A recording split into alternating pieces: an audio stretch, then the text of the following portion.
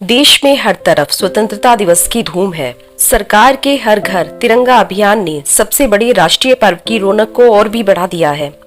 हमारा देश भारत 15 अगस्त 1947 को ब्रिटिश राज से मुक्त हुआ था, यानी आजादी को 75 वर्ष पूरे हो गए हैं।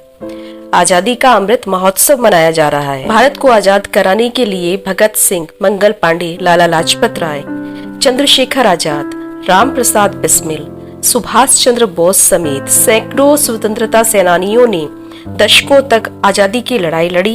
आजादी की सालगिरह इन महापुरुषों को नमन करने का दिन है। स्वतंत्रता दिवस के अवसर पर स्कूल, कॉलेज आदि संस्थानों में भाषण प्रतियोगिता का आयोजन किया जाता है। आइए आज जानते हैं स्वतंत्रता दिवस का इतिहास। 17वीं शताब्दी की शुरुआत में अंग्रेज व्यापारी भारत में व्यापार करने के लिए आए और उन्होंने भारत में ईस्ट इंडिया कंपनी की स्थापना की, जिसने बाद में अपनी सैन्य ताकत को बढ़ाकर 1757 में प्लासी का युद्ध जीतकर भारत में अपने पैर जमाने शुरू कर दिए। ब्रिटिश ईस्ट इंडिया कंपनी ने धीरे धीरे करके संपूर्ण भारत पर अपना अधिकार जमा लिया या सभी राजाओं को अपने अधीन कर लिया। भारतीय आजादी के लिए वैसे तो कई संघर्ष होते रहे, लेकिन सबसे बड़ा प्रथम संघर्ष 1857 में रानी लक्ष्मीबाई, तात्या टोपे, मंगल पांडे जैसे वीरों की अध्यक्षता में हुआ, लेकिन वो असफल रहा। फिर भी उसने अंग्रेजी शासन की नींव हिला दी, जिसके बाद ईस्ट इंडिया कंपनी का शासन भारत से खत्म हुआ और सीधा ब्रिटिश क्राउन भारत पर शासन करने लगा।